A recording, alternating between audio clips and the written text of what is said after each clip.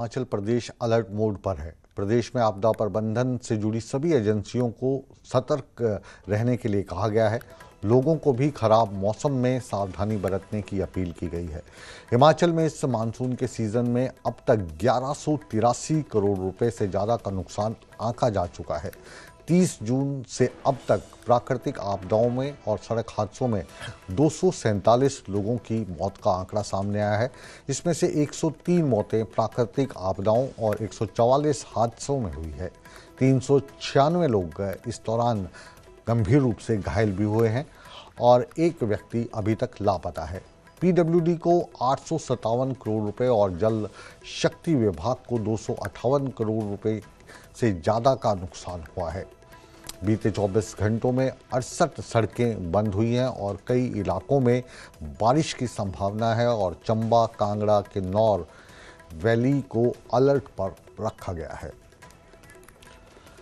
इन तमाम खबरों को और विस्तार से समझते हैं रणवीर से। रणवीर, जो आपदा है ये नेपाल में आई है, लेकिन ऐसी आपदाएं हम हिमाचल प्रदेश में, उत्तराखंड में और यहाँ तक कि जम्मू कश्मीर के इलाकों की बात करें, लेह की बात करें, तो अक्सर हम देखते रहते हैं और इसका कारण हमेशा बादल फटना रहता है। लेकिन जो 2000 या 2005 में हिमाचल प्रदेश में जो त्रासदी आई थी वो पारचू लेक के कारण आई थी और पूरा का पूरा इलाका जो इससे गंभीर रूप से प्रभावित हुआ था। अभी क्या जानकारी मौसम विभाग के अनुसार मिल रही है और क्या प्रिकॉशनरी कदम उठाए जा रहे हैं? जी हाँ, देखिए हिमाचल किस तरह से प्राकृतिक आपदाओं को लेकर संवेदनशील है, इसको लेकर जो है समय समय पर जो अलग अलग एजेंसियां हैं, जो शैक्षणिक संस्थान है, शोध संस्थान है, उनकी तरफ से रिपोर्ट्स आती है। अगर हम मौसम विज्ञान केंद्र की बात करें तो ये कहा गया है कि अभी 2 दिनों बाद यानी 30 अगस्त के बाद जो है मानसून फिर से सक्रिय होगा। 15 सितंबर तक ये संभावना जो है बनी रहती है। अभी देखिए, जो सबसे बड़ा जो कारण अभी निकल कर आ रहा है, जलवायु परिवर्तन सबसे बड़ा कारण जो है इन प्राकृतिक आपदाओं के लिए जिम्मेदार माना जा रहा है। और पिछले साल ही एक स्टडी आई थी जिसमें ये कहा गया था, यहाँ हिमाचल प्रदेश विश्वविद्यालय ने वो अध्ययन किया था कि हिमाचल प्रदेश का जो तापमान है पिछले 100 सालों का अगर अध्ययन किया जाए तो वो 1 डिग्री बढ़ गया है।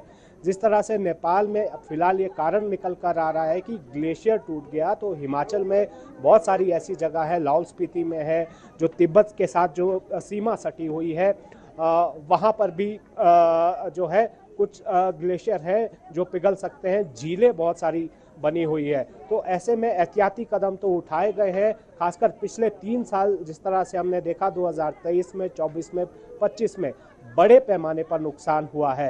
हालांकि इस साल हिमाचल में राहत की बात फिलहाल ये है कि जो मानसून जो है वो सामान्य से, आप ये कह सकते हैं कि उतना नहीं बरसा है, सामान्य से कम ही कहा जा सकता है।